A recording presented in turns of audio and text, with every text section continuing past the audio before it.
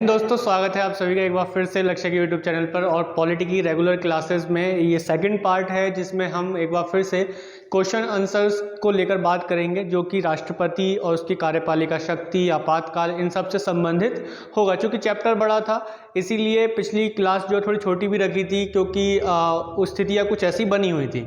लेकिन आज जो हम कोशिश करेंगे कि ज़्यादा से ज़्यादा क्वेश्चंस आपको दिए जा सकें और किस किस तरीके से क्वेश्चंस बन सकते हैं। आप किसी भी लेवल का, किसी भी स्तर का परीक्षा दे रहे हो, जरूरी नहीं है, आवश्यक नहीं है कि ये किसी एक ही परीक्षा के लिए तैयारी हो। आपके लिए क्वेश्चंस जो होंगे वो किसी भी एग्जाम में ये आपके लिए लाभदायक सिद्ध होंगे। तो एक एक करके क्वेश्चंस को लेना शुरू करते हैं, जैसे कि हमने कल किया था। कल भी हमने कुछ क्वेश्चंस लिए थे और उस पर जिन लोगों ने भी आंसर दिए हैं वो अच्छे दिए हैं, आंसर अच्छे अटेम्प्ट कर रहे हैं। जो लोग भी कर रहे हैं अच्छे अटेम्प्ट कर रहे हैं, तो मैं उनसे यही कहूँगा कि रेगुलर बने रहिए, हर एक चीज़ से हर एक चीज़ की बारीकी को जानने का प्रयास जरूर कीजिए। चलिए तो लेते हैं आज का पहला क्वेश्चन लेते हैं। और पहले क्वेश्चन के साथ ही आपकी यहाँ स्क्रीन पर आपको एक क्वेश्चन दिख जाएगा, उसके ऑप्शंस दिख जाएंगे और मैं यहाँ से बोलूँगा भी, फिर इसके बाद डिस्कशन करेंगे जैसे हम लोग रोज करते हैं। तो शुरुआत करते हैं इसकी अपनी क्लास की, और इसके साथ ही आप लोग शेयर कर दीजिए ज़्यादा से ज़्यादा अपने दोस्तों में। और जिन लोगों ने आगे चल के जितना भी वो सीखेंगे, अगर कुछ सीखने को मिलता है तो लाइक कीजिएगा। जिन्होंने अभी तक सब्सक्राइब नहीं किया सब्सक्राइब कीजिए और बेल आइकन को प्रेस जरूर कीजिए ताकि नोटिफिकेशन आप तक सबसे पहले पहुंच सके। तो इसी के साथ ही शुरू करते हैं पहले क्वेश्चन से। आज का जो हमारा पहला क्वेश्चन है आपातकाल के संबंध में है। और क्वेश्चन कुछ इस तरह से है कि राष्ट्रपति राष्ट्रीय आपातकाल की घोषणा कर सकता है। राष्ट्रपति राष्ट्रीय आपातकाल की घोषणा कर सकता है। तो ऑप्शंस हैं आपके पास: हथियारबंद विद्रोह के आधार पर, बाह्य आक्रमण के आधार पर, युद्ध के आधार पर, या ऑप्शन डी दिया हुआ है ऊपर वर्णित सभी कारणों के आधार पर। तो यहाँ पर राष्ट्रीय आपातकाल की बात हो रही है। जल्दी से कमेंट बॉक्स में आंसर डाल दीजिए, क्या आंसर होगा इसका? उपरोक्त वर्णित सभी कारणों के आधार पर। तो जो इसका आंसर क्या होगा? आंसर डी होगा कि जो सभी कारण इसमें दिए हुए हैं वो बिल्कुल सही हैं। कौन कौन से कारण दिए हुए हैं? तो मुख्य रूप से हम देखते हैं कि जो राष्ट्रीय आपातकाल है किन स्थिति में लगता है? युद्ध की स्थिति में लगता है, या बाह्य आक्रमण की स्थिति में लगता है? युद्ध की स्थिति में और बाह्य आक्रमण की स्थिति में, और उसके साथ साथ एक सशस्त्र विद्रोह की स्थिति में लगता है। किसके स्थिति में लगता है? सशस्त्र विद्रोह की स्थिति में लगता है। तो तीन आधार मेनली हमें देखने को मिलते हैं जो कि किस में लगाए जाते हैं? अनुच्छेद 352 जो लगाया जाता है वो इन तीन आधारों पर लगाया जाता है। और इनकी उद्घोषणा कौन करता है? राष्ट्रपति करता है। तो इन सभी चीज़ों को, इन सभी कंसेप्ट को हमने पीछे अच्छे से समझा हुआ है, देखा हुआ है। जो लोग पहली बार देख रहे हैं क्लास को वो पीछे जाए, प्लेलिस्ट में जाए इंडियन पॉलिटी की, और सारी क्लासों को बहुत अच्छे से कर लें, कवर अप कर लें, तो उनको करने में बड़ा ही अच्छा लगेगा, इन चीज़ों को समझ में अच्छे से आएगा। चलिए अगला क्वेश्चन लेते हैं। अगला क्वेश्चन भी कुछ इसी प्रकार है कि भारत में राष्ट्रीय आपातकाल की घोषणा करने का आधार निम्नलिखित में से कौन नहीं है? ठीक है, कौन सा आधार नहीं है, ये पूछ रहा है कि कौन सा आधार नहीं है राष्ट्रीय आपातकाल घोषित करने का। तो ऑप्शंस आपके सामने दिए हुए हैं। तो ऑप्शंस में से कौन सा आंसर होगा? जल्दी से कमेंट बॉक्स में डाल दीजिए आंसर। ठीक है, साथ साथ जल्दी क्वेश्चन देखिए और आंसर डालिए। 10 सेकंड का समय होता है आप लोगों के पास, ये भी बहुत ज़्यादा समय देता हूँ। 3 सेकंड 4 सेकंड मैक्सिमम रखिए अपने आंसर को देने का। तो जल्दी जल्दी क्वेश्चन का आंसर दीजिए। और कोई भी ऐसा क्वेश्चन मैं अपनी तरफ से पूरी कोशिश कर रहा हूँ कि किसी भी एंगल से, किसी भी तरीके से घुमा फिरा के क्वेश्चन आ जाता है तो आप लोगों से छूटे नहीं। और जितना कराया है उनमें से ही क्वेश्चंस आपको पुटअप मिलने वाले हैं, क्वेश्चन आपको बड़ी आसानी से मिलेंगे। तो युद्ध, बाह्य आक्रमण, आंतरिक शांति को खतरा, या सशस्त्र विद्रोह? तो इसका आंसर क्या होगा? इसका आंसर होगा जो ऑप्शन सी दिया हुआ है। क्या दिया हुआ है? सशस्त्र विद्रोह दिया हुआ है। क्या दिया हुआ है? सशस्त्र विद्रोह दिया हुआ है, माफ कीजिएगा, आंतरिक विद्रोह दिया हुआ है या आंतरिक अशांति दिया हुआ है। क्या दिया हुआ है? तीसरा ऑप्शन, आंतरिक शांति को खतरा। आंतरिक शांति को खतरा, आंतरिक शांति को खतरा, इस आधार पर ऑप्शन सी दिया हुआ है। और ये जो होगा ये हमारा गलत होगा। इस आधार पर राष्ट्रपति राष्ट्रीय आपातकाल की घोषणा नहीं कर सकते। अब कब से नहीं कर सकते? 44वें संविधान संशोधन के बाद से। ठीक है, 44वां संशोधन किया गया था संविधान में। 44वें संशोधन के द्वारा क्या कर दिया गया कि आंतरिक अशांति या आंतरिक विद्रोह के स्थान पर कौन सा शब्द ले आया गया? सशस्त्र विद्रोह शब्द को ले आया गया। जो सशस्त्र विद्रोह शब्द है उसको यहाँ पे इंट्रोड्यूस किया गया। अब सशस्त्र विद्रोह यहाँ पे ले आया गया, तो यानी कि आंतरिक अशांति के आधार पर अब राष्ट्रीय आपातकाल की घोषणा नहीं की जा सकती है। क्या नहीं की जा सकती? राष्ट्रीय आपातकाल की घोषणा नहीं की जा सकती है। बात क्लियर हो रही है?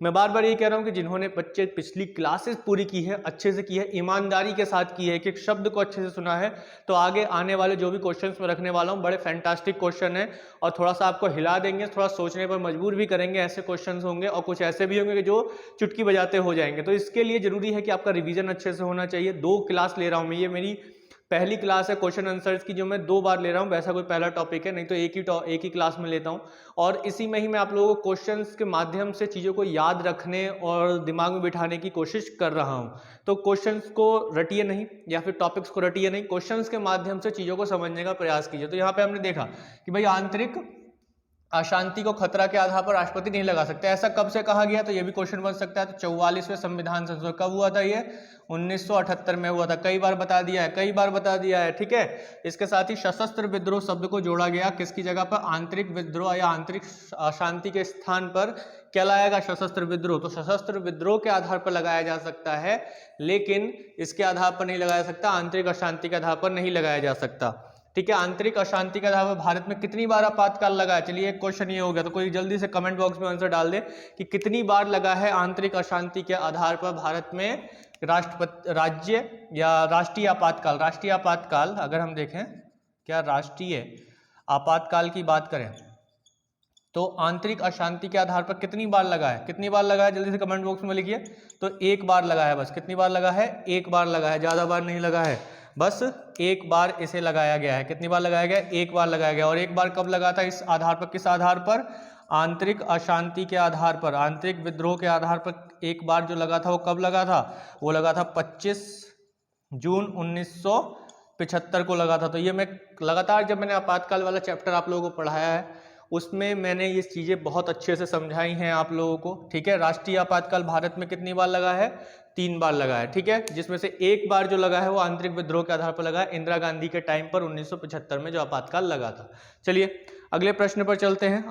आसान प्रश्न था ये भी और मैं आशा करता हूं कि आप में से अधिकांश लोगों ने आंसर दे दिया होंगे। देखिए ज़्यादा से ज़्यादा कोशिश कीजिए। देखिए अधिकांश क्लासें तभी डिले होती हैं मेरी जब किसी वजह से कोई परेशानी आ जाती, कोई दिक्कत आ जाती। जैसे कि मैं आप लोगों को पहले भी बता चुका हूं कि मेरे पास कोई टीम नहीं है इतनी बड़ी कि जो मुझे हेल्पिंग हैंड दे सके, मुझे ही सारे क्वेश्चंस क्रिएट करने पड़ते हैं। पीपीटी अगर फाइल बनानी है, करंट अफेयर्स की जो वीडियो डलती है उसकी पीपीटी फाइल भी बनानी होती है, क्वेश्चंस भी यहाँ तैयार करने होते हैं, इसके लिए पिक्चर्स तैयार करने होते हैं, थंबनेल बनाना होता है, वीडियो एडिट करना होता है। तो ये सारे काम जो है केवल मैं ही करता हूँ, तो मेरे पास इतना समय जो है बहुत कम रहता है। तो इसी वजह से कभी क्या होता है कि ह्यूमन नेचर है भाई कि थोड़ा आलस आ जाता है, या फिर कहा जा सकता है कि किसी वजह से, दूसरे कामों की वजह से क्या होता है कि टाइम थोड़ा डिसेबल हो जाता है, इधर से उधर हो जाता है। लेकिन हमेशा जो पॉलिटी की क्लास होगी आपकी सुबह 9 बजे ही मैक्सिमम रहा करेगी, तो सुबह 9 बजे तुरंत जो है क्लास कर लिया कीजिए, क्योंकि शाम तक जो है मैं अगली क्लास को रिकॉर्ड करता हूं, तो शाम तक जो है सारे डाउट आपके जो है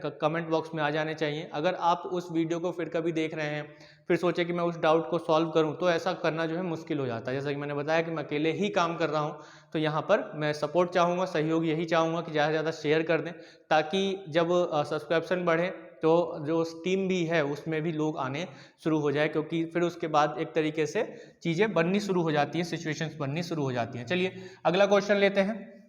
अगला क्वेश्चन आपकी स्क्रीन पर दिया हुआ है, बिल्कुल कुछ ऐसा ही प्रश्न है, आपातकाल से ही संबंधित है कि राष्ट्रपति शासन अधिकतम लगाया जा सकता है। राष्ट्रपति शासन अधिकतम लगाया जा सकता है। बड़े ही प्यार से इस चीज़ को समझाया मैंने। आपातकाल वाला चैप्टर बिल्कुल अलग ही लिया था, बहुत ही अच्छे से और सटीक तरीके से इस चीज़ को मैंने समझाया था। तो राष्ट्रपति शासन अधिकतम लगाया जा सकता है 1 वर्ष के लिए, 2 वर्ष के लिए, 6 माह के लिए या 3 वर्ष के लिए। तो क्या होगा आंसर, जल्दी से कमेंट बॉक्स में डालिए आंसर क्या होगा।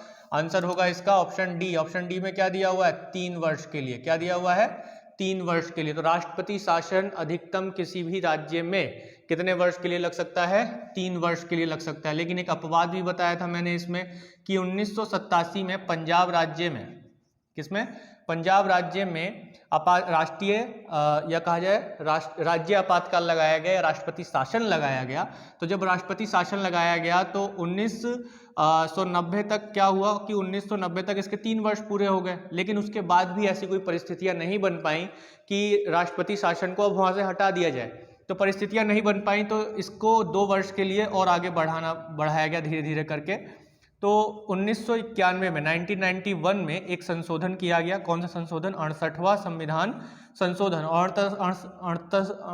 और 68वें, माफ कीजिएगा, 68th कॉन्स्टिट्यूशनल अमेंडमेंट के द्वारा 1991 में क्या कर दिया गया कि पंजाब में राष्ट्रपति शासन को और एक्सटेंस किया गया, और सबसे लंबे समय तक राष्ट्रपति शासन अगर किसी राज्य में रहा है तो वो पंजाब में रहा है 5 वर्षों तक के लिए। नहीं तो सामान्य स्थिति में केवल कितने वर्षों के लिए राष्ट्रपति शासन लगाया जा सकता है? 3 वर्षों के लिए मैक्सिमम लगाया जा सकता है। वो भी अगर 1 वर्ष से भी आगे बढ़ाना है, यानी कि शुरुआत में राष्ट्रपति शासन कितने समय के लिए लगता है? प्रारंभ में 6 माह के लिए लगेगा, 6 महीने के लिए लगेगा। अब उसके बाद 6 महीना और बढ़ाया गया, 6 महीना और बढ़ाने के बाद 1 वर्ष हो गया। तो 1 वर्ष से और आगे बढ़ाना है तो 1 वर्ष से आगे बढ़ाया तभी जा सकता है जब 2 कंडीशन हो किसी भी राज्य में, कि भारत में कहीं क्षेत्र में या उस राज्य में राष्ट्रीय आपातकाल, किसकी? राष्ट्रीय आपातकाल की घोषणा हो देश में, कहीं पर क्या हो? राष्ट्रीय आपातकाल लगा हुआ हो देश में, नेशनल इमरजेंसी लगी हुई हो, तब वहां पर आगे बढ़ाया जा सकता है। या फिर चुनाव आयोग क्या कर दे? चुनाव आयोग इस बात की पुष्टि कर दे कि अब उस राज्य में चुनाव नहीं हो सकते हैं, तो वहां पर 1 वर्ष से आगे राष्ट्रपति शासन को बढ़ाया जा सकता है। नहीं तो अब मैक्सिमम कितने के लिए? 3 वर्ष के लिए। लेकिन 1 वर्ष के बाद ये कोशिश की जाती है कि उस राज्य में चुनाव हो जाएं, और 1 वर्ष के बाद चुनाव नहीं होते हैं इन स्थितियों में रहकर, तो आगे बढ़ाया जा सकता है। बात समझ में आ गई? और ये सारी चीजें मैंने पीछे क्लास में पढ़ाई हुई हैं, पीछे की क्लासेस देखिए एक बार, और अच्छे से एक बार फिर से आप लोगों को समझ में आ जाएगा। और एक बात और याद रखिएगा, ये भी मैंने पिछली क्लासेस में बताया ही है, 1951 में भारत का पहला राज्य रहा पंजाब, जहां पर पहली बार संविधान के अनुच्छेद 356 का उपयोग किया गया। 356 में क्या है? राष्ट्रपति शासन। राष्ट्रपति शासन हो गया, या फिर कोई दूसरा शब्द इस्तेमाल कर ले, राज्य आपातकाल हो गया, राज्य आपातकाल हो गया। या फिर एक और शब्द इस्तेमाल किया जा सकता है, ध्यान रखिए शब्दों का ही खेल है सारा एग्जाम में, संवैधानिक आपातकाल, इसे संवैधानिक आपातकाल भी कहते हैं।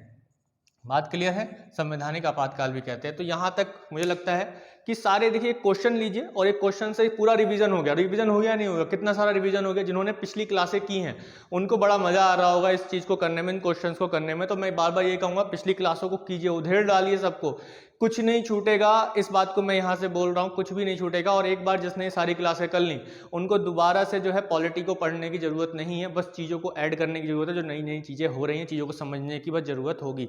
तो बस एक बार पढ़िए, बार बार मत पढ़िए, और एक बार ऐसा पढ़िए कि धांसू पढ़ दीजिए, और इतना धांसू पढ़िए कि चीज़ें जो हैं आपके दिमाग में ऐसे फिट हो जाएं कि फिर वापस निकले ही नहीं। क्योंकि भाई ये चीज़ें वास्तविक में है। बहुत से लोग कल्पना में जीते हैं। कल्पना में कैसे जीते हैं? ट्रिक के माध्यम से, है ना। जो ट्रिक होती है ना, या फिर कहानियां होती हैं, वो काल्पनिक है, वो कल्पना है। मैं इस चीज़ को बार बार बोल रहा हूँ, कल्पना में मत जाइए। जीना कल्पना में नहीं है, बल्कि चीज़ों को वास्तविकता में समझना है। संविधान काल्पनिक थोड़ी है भैया, लेके बैठ गए, कहानी रटे जा रहे हैं, ट्रिक रटे जा रहे हैं, वो कल्पना है, वो कल्पना है। कल्पना के साथ मत जिए, कल्पना बड़ी धोखेबाज है, ठीक है ना। कल्पना के साथ नहीं जीना है, क्लियर है। तो यहाँ पर क्या चीज़ें लेनी है? वास्तविक चीज़ें लेनी है, ठीक है। ज़्यादा बदमाशी मत करो, मुझे पता है तुम लोग क्या साइंस ले रहे हो। चलो अगला क्वेश्चन लो जल्दी से। दिमाग यहाँ पे लगा, इस चीज़ में दिमाग कितनी तेज जा रहा है ना, यहाँ पे दिमाग लगा लो थोड़ा सा। चलो क्वेश्चन है कि निम्न में से किसने राष्ट्रपति शासन को मृत पत्र की संज्ञा दी है? राष्ट्रपति शासन को मृत पत्र की संज्ञा दी है, किसने दी है?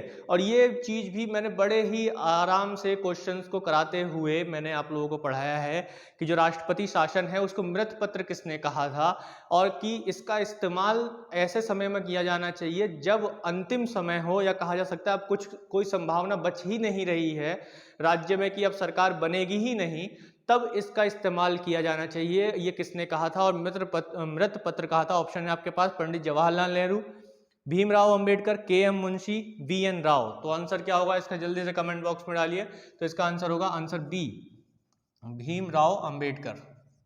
भीमराव अंबेडकर।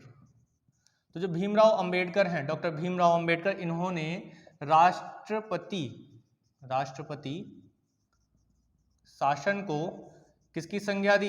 एक मृत पत्र की संज्ञा दी। इन्होंने संविधान सभा में कहा कि जो राष्ट्रपति शासन है ये एक ऐसा मृत पत्र है जिसका इस्तेमाल सबसे अंतिम उपकरण के रूप में किया जाना चाहिए, ना कि बार बार किया जाना चाहिए। लेकिन हमारे देशों की 1960 के बाद का जो एक दौर आया, उसके बाद जो है इसका इस्तेमाल बड़े पैमाने पर किया, और सबसे ज़्यादा बार जो राष्ट्रपति शासन का इस्तेमाल किया गया, यानी कहा जाए 356 का उपयोग जो सबसे ज़्यादा बार किया गया, तो वह इंदिरा गांधी की सरकार में किया गया। इंदिरा गांधी की सरकार में इसका इस्तेमाल बहुत बार किया गया, यानी कि जिन राज्यों में विरोधी पार्टी की सरकार होती थी वहां पर ये राष्ट्रपति शासन लगा दो, चलो ठीक है राष्ट्रपति शासन लगाओ और हटाओ वहां से। तो ये जो काम बहुत ज़्यादा इंदिरा गांधी के काल में देखा गया। तो एक और चीज़ कि सबसे ज़्यादा बार 356 का उपयोग किस प्रधानमंत्री के काल में किया गया? इंदिरा गांधी के काल में किया गया। और भीमराव अंबेडकर ने राष्ट्रपति शासन को मृत पत्र कहा है। राष्ट्रपति शासन किस अनुच्छेद में है?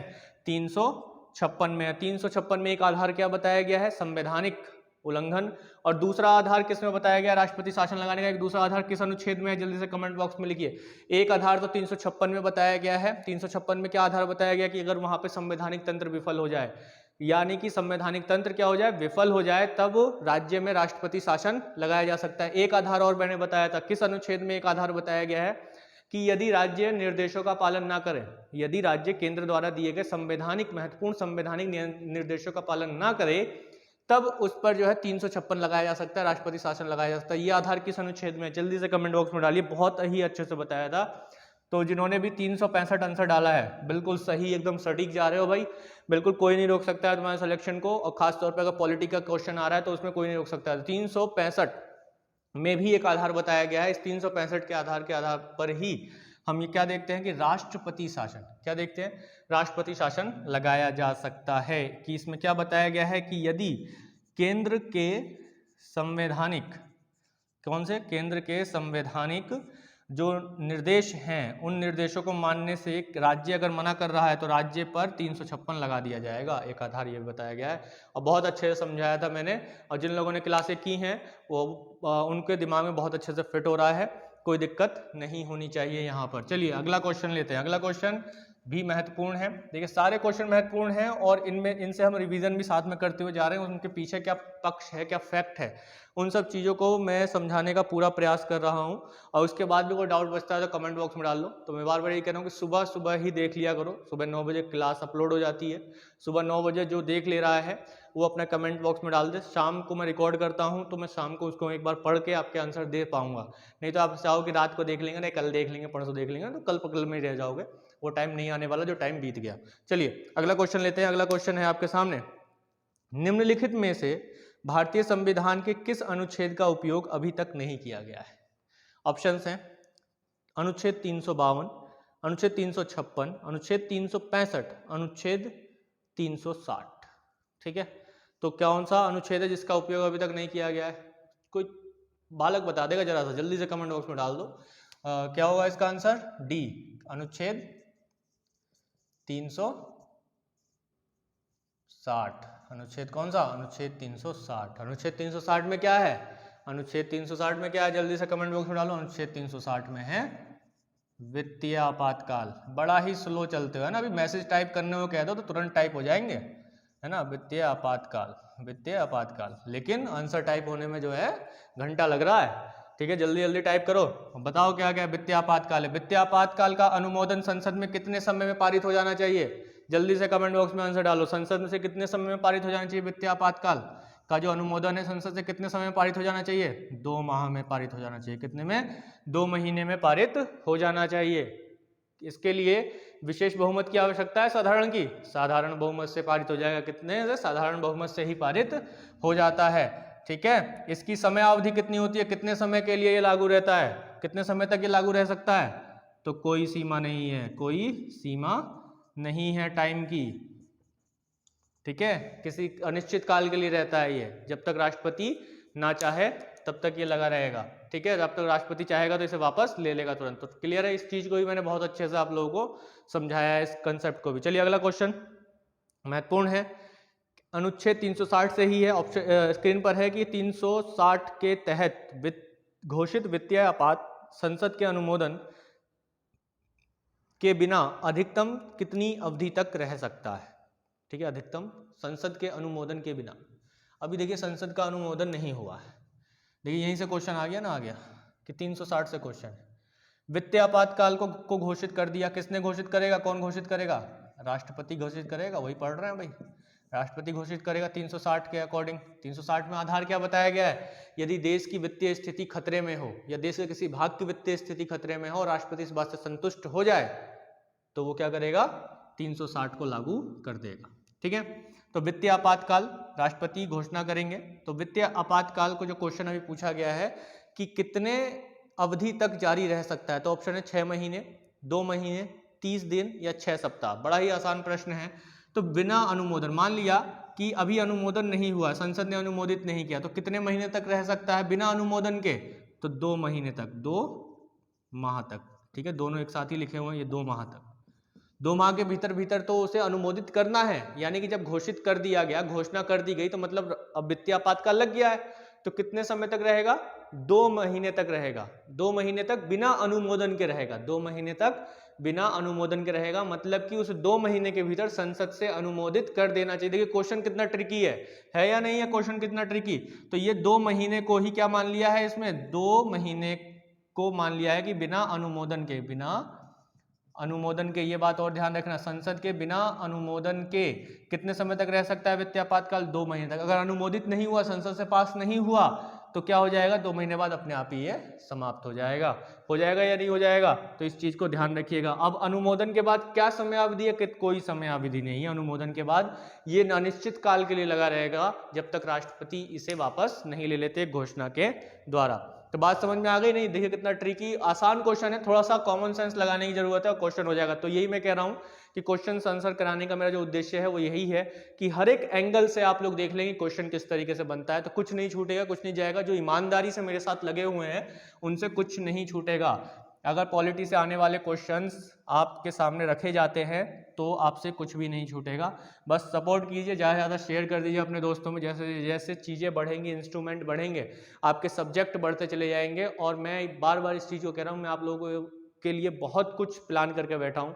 बस ज़रूरत है कि एक लाइव स्ट्रीमिंग हो और इसके साथ में एक टीम हो। वो कब होगी? जब 1000 से ऊपर सब्सक्रिप्शन होंगे, चीज़ें बढ़नी शुरू होंगी तब। तो ज़्यादा से ज़्यादा शेयर कर दीजिए अपने दोस्तों में। बार बार इस चीज़ को मैं बोलता हूँ, तो आप लोग समझ भी रहे होंगे कि मैं क्यों इतना जोर दे रहा हूँ, ताकि आप लोगों का ही भला हो। चलिए अगला प्रश्न लेते हैं। अगला प्रश्न है आप लोगों के लिए कि आंतरिक अशांति के स्थान पर सशस्त्र विद्रोह शब्द निम्नलिखित में से किस संविधान संशोधन द्वारा जोड़ा गया?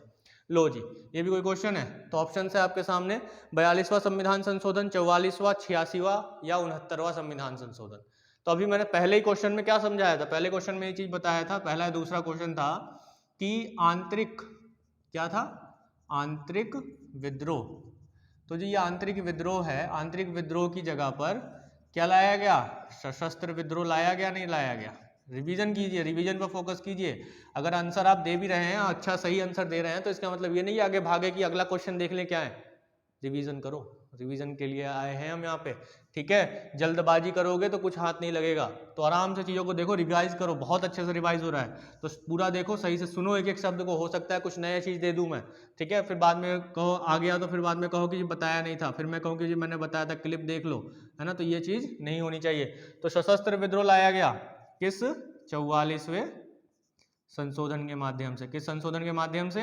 44वां संशोधन कब आया था? 1978 में आया था। कब आया था? 1978 में आया था। बात क्लियर हो रही है, अच्छे से समझ में आ रही होगी। चलिए, तो यहाँ आंतरिक विद्रोह, आंतरिक विद्रोह के आधार पर कितनी बार भारत में आपातकाल लगा है? एक बार लगा है। देखो एक बार फिर से दोहरा रहा हूँ ये चीजें। कब लगा था? 25 जून 1975। किसकी सरकार थी? इंदिरा गांधी की सरकार थी। तो इंदिरा गांधी ने इसको लगाया था 25 जून 1975 में। आंतरिक विद्रोह के आधार पर आपातकाल लगा था। क्लियर है? चलिए एक और क्वेश्चन यहीं पे बता दीजिए फटाक से कि 1975 में लगे आपातकाल, जो कि कब तक चला?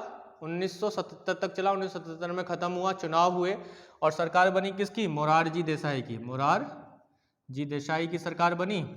तो एक क्वेश्चन आपके लिए यहाँ पर है, जल्दी से कमेंट बॉक्स में दीजिए कि मोरारजी देसाई सरकार ने इस आपातकाल की, यानी कि आंतरिक विद्रोह के आधार पर लगे आपातकाल की जांच के लिए किस कमीशन का गठन किया था? कौन सा आयोग बनाया था? जल्दी से कमेंट बॉक्स में डाल दीजिए। कई बार इसको मैं बता चुका हूँ और इसको बताने के साथ साथ क्लास को पढ़ाते समय भी मैंने बताया है, तो जल्दी से कमेंट बॉक्स में डाल दो, जल्दी से तुरंत ठीक है, टाइम लग रहा है भाई, आप लोगों को काफ़ी सोच रहे हैं, ठीक है, बगैर ऑप्शन से काम नहीं चलता क्या, इसलिए तो कह रहा हूँ रिवाइज करो, यहीं से रिवाइज होगा। तो वो है शाह आयोग, शाह आयोग। इतनी फुर्ती, जितनी फुर्ती मैसेज टाइप करने में लगाते हो या कहीं पे कमेंट पास करने में लगाते हो, उतनी फुर्ती यहाँ पर आंसर देने में लगाओ, ठीक है। फालतू का टाइम इधर उधर देना बंद कर दो।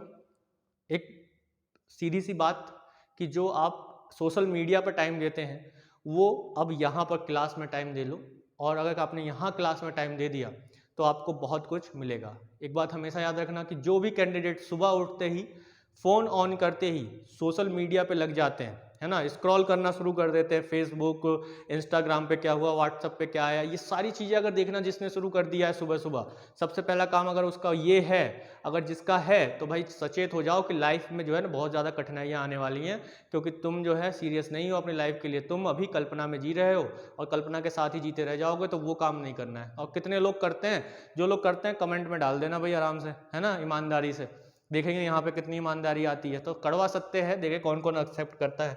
चलिए, तो यहाँ पर हम देखते हैं कि शाह आयोग था और आंतरिक विद्रोह के आधार पर सशस्त्र विद्रोह एक बार लगाया गया, तो ये बहुत सारी चीजें आप लोगों को यहाँ पे एक बार फिर से समझने को मिली। अगला क्वेश्चन लेते हैं, महत्वपूर्ण क्वेश्चन है, धमाकेदार भी क्वेश्चन हो सकता है, जिनको नहीं पता है उनके लिए, जिनको पता है, जिन्होंने पूरी क्लास की उनके लिए बहुत अच्छा क्वेश्चन है। मूल अधिकारों से जुड़े निम्नलिखित अनुच्छेदों के युग्मों में से कौन एक भारतीय संविधान के अनुच्छेद 359 के अंतर्गत आपात स्थिति लागू करने के दौरान निलंबित नहीं हो सकता?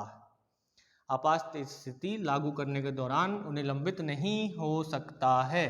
कौन से अनुच्छेद 359 के अंतर्गत, किसके, 359 के अंतर्गत, ये बात ध्यान में रखिएगा। ऑप्शंस दिए हुए हैं आपके सामने। पहला ऑप्शन है अनुच्छेद 20 और 21, अनुच्छेद 14-15, अनुच्छेद 16-17, अनुच्छेद 24 और 25। तो क्या होगा इसका आंसर? इसका आंसर होगा ऑप्शन ए, अनुच्छेद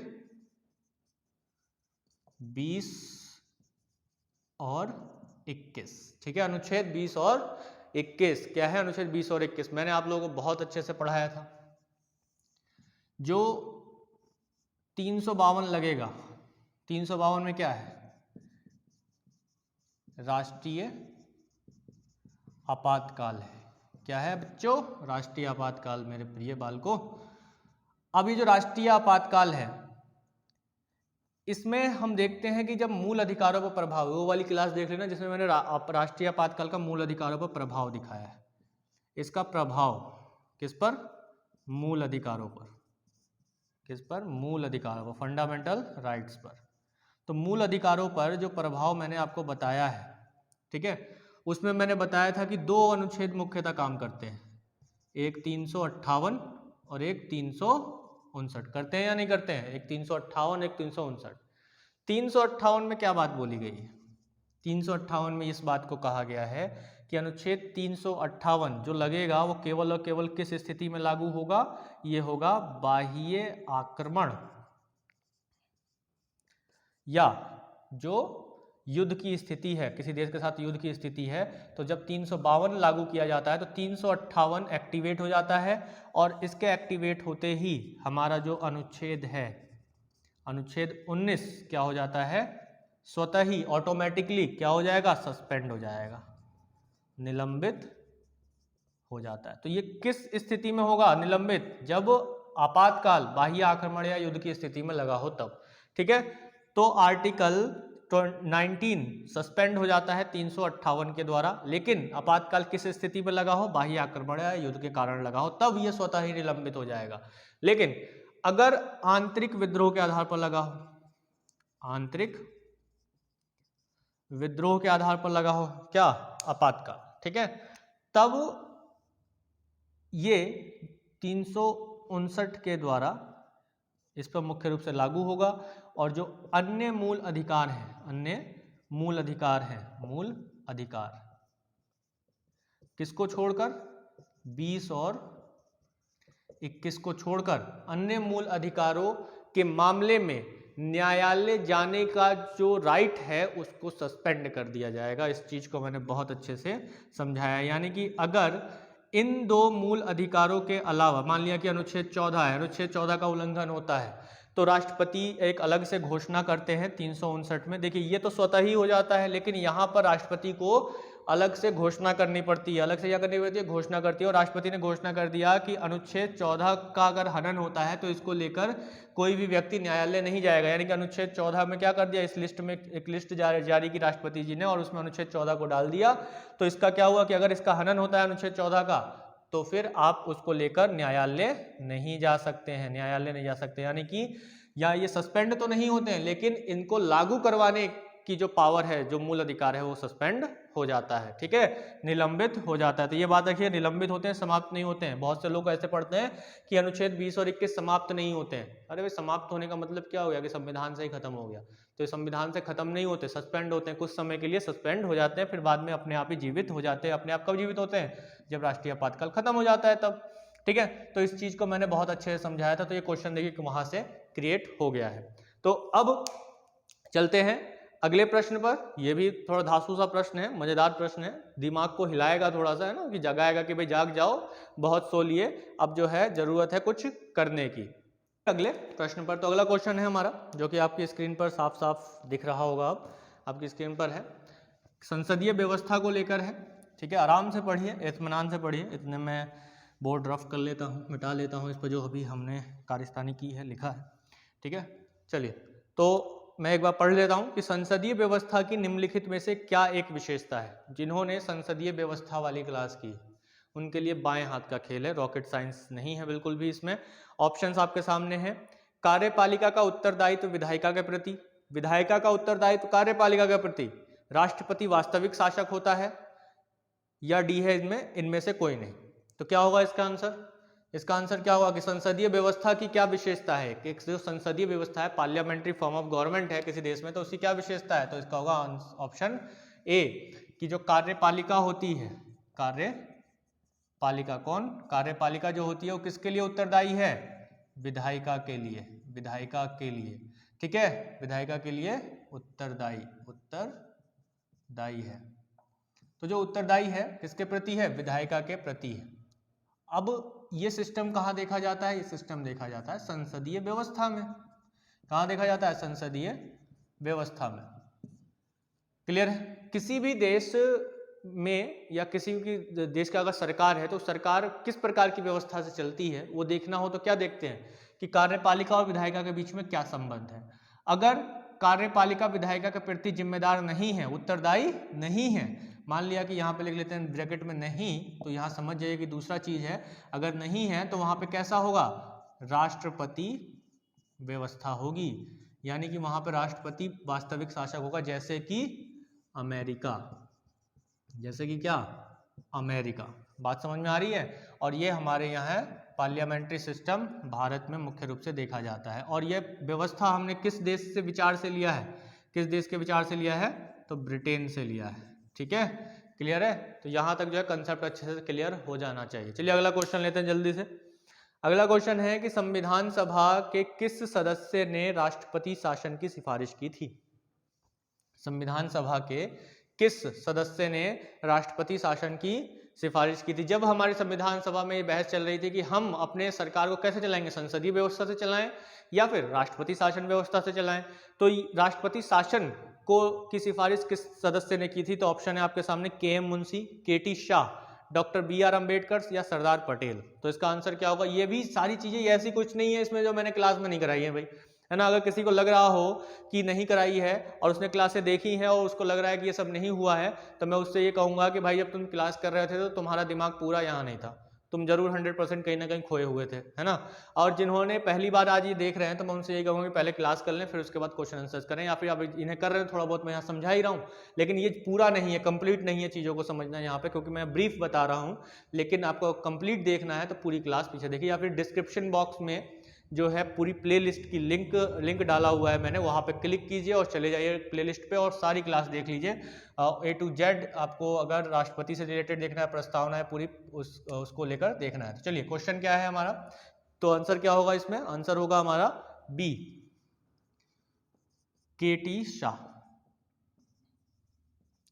जो के.टी. शाह थे, श्रीमान के.टी. शाह, इन्होंने ये सिफारिश की कि हमारे यहाँ जो सिस्टम होना चाहिए पार्लियामेंट्री सिस्टम नहीं बल्कि राष्ट्रपति शासन होना चाहिए। लेकिन हमारी संविधान सभा ने इस चीज़ को अस्वीकार किया क्यों? क्योंकि हम पीछे से ही जो है यानी कि ब्रिटिश काल से ही पार्लियामेंट्री फॉर्म ऑफ गवर्नमेंट के आदी हो चुके थे। उसको हमने समझ लिया था कि हमको किस किस तरीके से काम करना है, और चूंकि हमारा देश अभी आज़ाद हुआ था तो किसी नई चीज़ को लेकर हम अभी थोड़ा सा काम ठीक से नहीं कर सकते हैं। तो इस वजह से क्या किया गया, राष्ट्रपति शासन को ड्रॉप कर दिया गया। एक कारण ये भी था कि राष्ट्रपति शासन जो है विधायिका के लिए उत्तरदायी नहीं था, विधायिका के लिए उत्तरदायी नहीं था, और जबकि जो संसदीय व्यवस्था है वो विधायिका के प्रति उत्तरदायी है। तो हमें उत्तरदायी सरकार की जरूरत थी जो लोगों के प्रति उत्तरदायी हो। और इसके साथ साथ ये भी था कि लोगों का प्रतिनिधित्व राष्ट्रपति व्यवस्था में सीधे नहीं हो पाता है, जबकि संसदीय व्यवस्था में हम देखते हैं कि लोकसभा में भारत के सभी लोगों का प्रतिनिधित्व प्रत्यक्ष रूप से हो पाता है, उनके जो सांसद होते हैं उनके द्वारा। तो इस कारणवश जो है राष्ट्रपति शासन व्यवस्था को हमने नहीं अपनाया, और केटी शाह ने जो सिफारिश की थी उसको हमारी संविधान सभा ने स्वीकार नहीं किया। इसके बाद बढ़ते हैं अगले क्वेश्चन पर। अगला क्वेश्चन इसी प्रकार से है, आप लोगों के लिए बहुत ही महत्वपूर्ण क्वेश्चन है, थोड़ा सोचने पर मजबूर करेगा, लेकिन जिन्होंने सारी क्लासें अच्छे से की है उनको सोचने की जरूरत नहीं है। संसदीय व्यवस्था पर विचार के संबंध में कौन सी समिति है? संसदीय व्यवस्था पर विचार के संबंध में कौन सी समिति है? तो ऑप्शन है आपके सामने, शाह समिति, स्वर्ण सिंह समिति, सरकारिया समिति, या बलवंत राय मेहता समिति। जल्दी से कमेंट बॉक्स में आंसर दे दीजिए, जल्दी से तुरंत इसका आंसर मुझे चाहिए सभी का कमेंट बॉक्स में, जो जो देख रहे हैं। और जो लोग भाई अभी तक सो रहे हैं मैं उनसे यही कहूँगा कि अगर वो बाद में देखें और पूरी क्लास को सुने, और मेरी बात को अगर ये सुन रहे हैं तो मैं उनसे यही कहूँगा कि भाई 9 बजे आ जाओ और सारी क्लास पूरी क्लास को देखो, ठीक से करो और आंसर्स दो, एक पंक्चुअलिटी लेके आओ। ये मत करो कि अभी कर लेंगे, कल कर लेंगे, परसों कर लेंगे। क्लास जो डिले होती है वो किसी वजह से होती है, और क्लास अगर डिले हो रही है किसी वजह से तो उसकी सूचना मैं टेलीग्राम पर डाल देता हूँ। जो लोग टेलीग्राम पर नहीं हैं वो LAKSHY007 है ना, स्पेस नहीं देना 007 के साथ, ये पूरा एक साथ लिखना है। और ये लिख के अगर आप टेलीग्राम पर सर्च करेंगे तो चैनल मिल जाएगा, और उस चैनल को आप ज्वाइन कर लीजिए। वहाँ पर वीडियो की नोटिफिकेशन की इन्फॉर्मेशन आ जाती है, और इसके साथ साथ अगर कभी डिले होती है क्लास तो उसकी इन्फॉर्मेशन भी मैं वहाँ पर डाल देता हूँ। उसके अलावा कुछ इंपॉर्टेंट जो फैक्ट्स होते हैं चीज़ों को लेकर, एजुकेशनल कंसेप्ट को लेकर भी मैं वहाँ पर डालता हूँ। तो लक्ष्य 007 पर आप जाइए टेलीग्राम पर और आराम से ज्वाइन कर लीजिए। चलिए, तो आंसर जिन्होंने भी इसका बी दिया है, बी यानी कि स्वर्ण सिंह समिति, स्वर्ण सिंह समिति, कौन सी समिति? स्वर्ण सिंह समिति। अब बहुत से लोगों के दिमाग में उठेगा, अरे स्वर्ण सिंह समिति का संबंध तो मौलिक कर्तव्यों से है, हमने तो यही पढ़ा है, मौलिक कर्तव्यों को लेकर है। तो भाई मैं बता दूं, 1970 का जब दशक था, ये चीज़ मैंने समझाई है बहुत अच्छे से। 1970 के दशक में क्या हुआ था कि जो कुछ लोग थे, या हमारे जो बुद्धिजीवी लोग थे, बहुत सारे लोग थे, संसद में भी लोग थे, वो ये चाह रहे थे कि अब हमें संसदीय व्यवस्था से, कहाँ से? संसदीय व्यवस्था से कहाँ पर चले जाना चाहिए? संसदीय व्यवस्था के स्थान पर अब हमें राष्ट्रपति व्यवस्था पर चले जाना चाहिए, राष्ट्रपति व्यवस्था पर चले जाना चाहिए। तो जब राष्ट्रपति व्यवस्था पे चले जाने का बात लगातार उठ रही थी, इंदिरा गांधी की सरकार थी उस समय भी, और फिर 1975 तक आते आते ये बात और ज़्यादा उठने लगी। फिर इसके बाद क्या किया गया, 1976 में, 1976 में जब एक समिति बनाई गई मौलिक कर्तव्यों के लिए, स्वर्ण सिंह समिति। तो इस समिति को यह काम भी सौंपा गया कि आप ये देखिए कि अब हमें संसदीय व्यवस्था को छोड़ देना चाहिए और राष्ट्रपति व्यवस्था को अपना लेना चाहिए क्या। तब स्वर्ण सिंह समिति ने इस बात को नकारा और कहा कि संसदीय व्यवस्था अच्छे से काम कर रही है और हमें जो है संसदीय व्यवस्था के साथ ही आगे बढ़ना है। तो देखिए क्वेश्चन कहाँ से निकल के आ रहे हैं, समझ में आया? अब जो लोग पिछली पुरानी क्वेश्चंस को ही रट्टा मार रहे हैं तो मैं उनसे ये कहूँगा कि थोड़ा नया करो, क्योंकि अब एग्जामिनर जो है कुछ नया करने के मूड में भी है। चलिए अगला क्वेश्चन लेते हैं, इसी प्रकार से महत्वपूर्ण, कि भारत की संसदीय व्यवस्था के संबंध में कौन सा सही नहीं है। वाह, देखिए एक और क्वेश्चन, थोड़ा सोचने वाला प्रश्न है। चाहे आप किसी भी स्तर का एग्जाम दे रहे हैं, अगर आप क्लास अटेंड कर रहे हैं सारी लक्ष्य पर, तो आपको कोई आपके लक्ष्य तक पहुंचने से नहीं रोक सकता है, कोई भी नहीं रोक सकता है। ठीक है, तो ऑप्शंस हैं, गणतंत्र पद्धति, प्रधानमंत्री संसद के निचले सदन से, संसद सर्वोच्च नहीं है, संसद का सदस्य बने बिना मंत्री पद। ठीक है, तो कौन सी व्यवस्था संसदीय व्यवस्था के संबंध में नहीं है, कौन सी व्यवस्था संसदीय व्यवस्था के संबंध में नहीं है? इसमें से जल्दी से ऑप्शंस आपके सामने है ही है, आंसर दे दीजिए। क्या आंसर होगा इसका? इसका आंसर होगा ऑप्शन बी। ऑप्शन बी में क्या दिया हुआ है कि प्रधानमंत्री संसद के निचले सदन से, प्रधानमंत्री संसद के निचले सदन से, निचले सदन से। निचला सदन किसे कहेंगे? कौन सा निचला सदन है हमारे यहाँ? लोकसभा। लोकसभा क्या है? निचला सदन है। लोकसभा क्या है? निचला सदन है, लोअर हाउस है।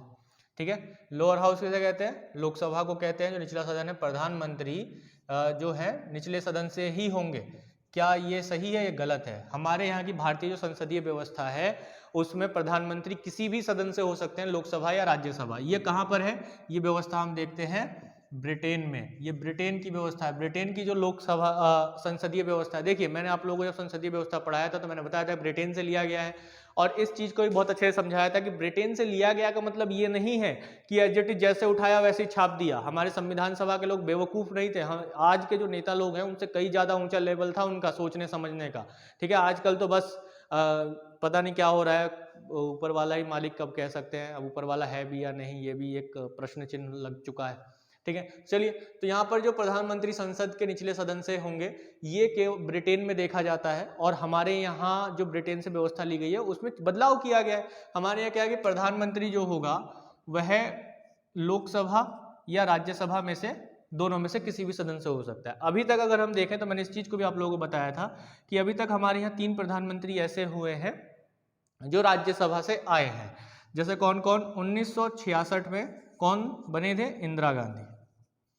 इंदिरा गांधी लोग राज्यसभा से आई थी।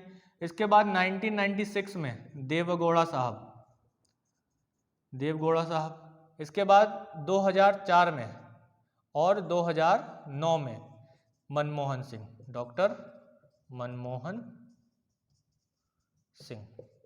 तो डॉक्टर मनमोहन सिंह हैं ये। तो ये 3 लोग ऐसे हैं जो राज्यसभा से प्रधानमंत्री बने हैं हमारे देश में। अभी तक 3 लोग ऐसे हैं, नहीं तो लोकसभा से मेनली बनते हैं। तो यहाँ पे हमने क्या देखा? हमने देखा कि हमारे यहाँ जो है किसी भी सदन से प्रधानमंत्री बन सकते हैं। ठीक है, अगर हम ऑप्शन ए की बात करें तो गणतंत्र पद्धति, हमारे यहाँ गणतंत्र पद्धति हमारी संसदीय व्यवस्था में बिल्कुल है, लेकिन ब्रिटेन में क्या है? वंशानुगत है, राजशाही पद्धति है। सर्वोच्च संसद सर्वोच्च नहीं है, हमारे यहाँ संसद सर्वोच्च नहीं है, यानी कि संसद सर्वोच्च नहीं है। तो कौन सर्वोच्च है? संविधान सर्वोच्च है। ब्रिटेन में संसद सर्वोच्च है। ब्रिटेन में कौन सर्वोच्च है? संसद सर्वोच्च है। संसद को संपूर्ण शक्ति मिली हुई है उसे, वो जो चाहे वो कर सकती है, केवल महिला को पुरुष और पुरुष को महिला बनाने बगैर। ठीक है, ये नहीं कर सकती, बाकी सब कर सकती है। चलिए, अगला है कि संसद का सदस्य बने बिना मंत्री पद। बिल्कुल, हमारे यहाँ जो है अगर कोई व्यक्ति संसद का सदस्य नहीं है तो भी मंत्री बन सकता है। कितने समय के लिए? 6 महीने के लिए। 6 महीने के लिए कोई व्यक्ति संसद का सदस्य बन सकता है और उसे संसद का में मंत्री बन सकता है संसद का सदस्य बने बगैर, और उसे 6 महीने की अवधि दी जाती है कि वो 6 महीने के भीतर संसद के किसी भी सदन की सदस्यता ले ले, नहीं तो वह उस पद से हट जाएगा। क्लियर है? 6 महीने की अवधि दी जाती है। लेकिन ब्रिटेन में क्या होता है कि मंत्री वही बनेगा जो संसद का सदस्य हो, वहां की पार्लियामेंट का सदस्य हो। इसी प्रकार से अगर एक उदाहरण देखें तो भारत में आज भी उनकी पुण्यतिथि भी मनाई गई। तो किस तारीख में मनाई गई? कमेंट बॉक्स में डालिएगा। करंट अफेयर्स जो मैंने डालता हूँ, डेली करंट अफेयर डालता हूँ, तो उसमें मैंने इस चीज़ का जिक्र किया कि पुण्यतिथि पर एक दिवस मनाया जाता है। कौन सा दिवस मनाया जाता है वो भी कमेंट बॉक्स में डालिए। जो करंट अफेयर्स देख रहे हैं वो आंसर बड़े आराम से दे देंगे।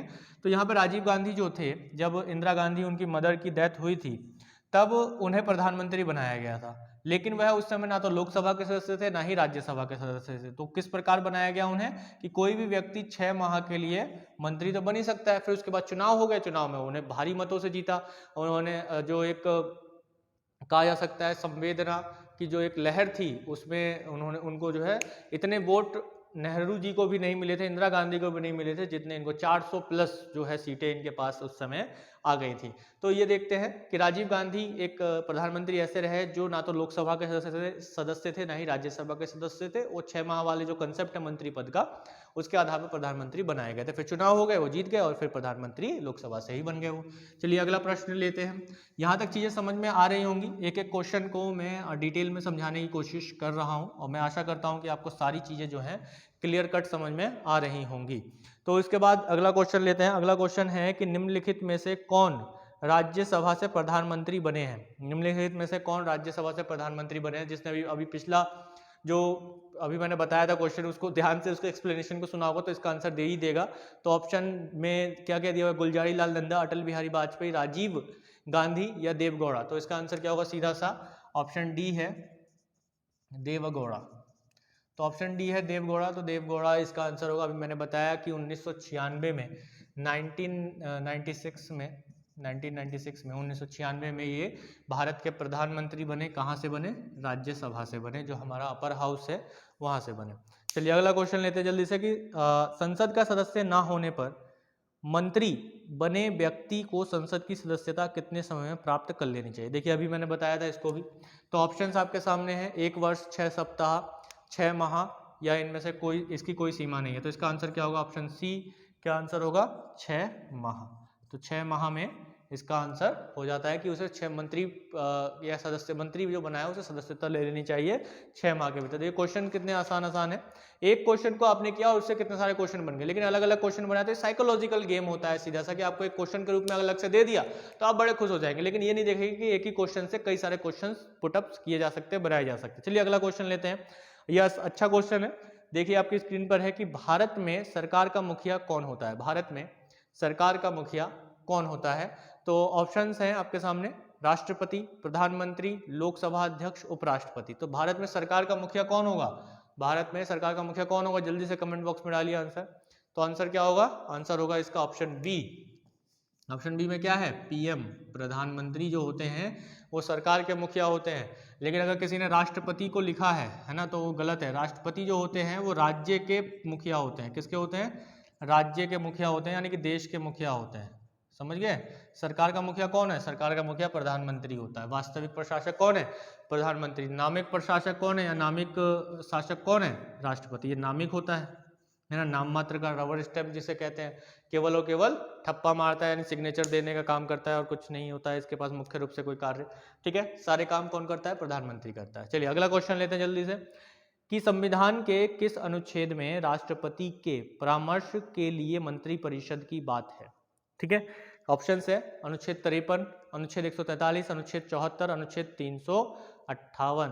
तो इसका आंसर क्या होगा? जल्दी से कमेंट बॉक्स में डालिए कि मंत्रिपरिषद की बात की गई है कि वह राष्ट्रपति को परामर्श देगा, उसके कार्यों में सहयोग करेगा। तो कौन, किस अनुच्छेद में बताया गया है? तो ये अनुच्छेद 74 में बताया गया, 74 में। तो कोई रॉकेट साइंस नहीं है, बहुत से लोगों ने इसका आंसर सही ही दिया होगा। देखिए अगर यहाँ पे लाइव होते तो काफ़ी अच्छा रहता और मैं देख पाता कि कितने लोग अच्छे कमेंट दे रहे हैं, आंसर दे रहे हैं।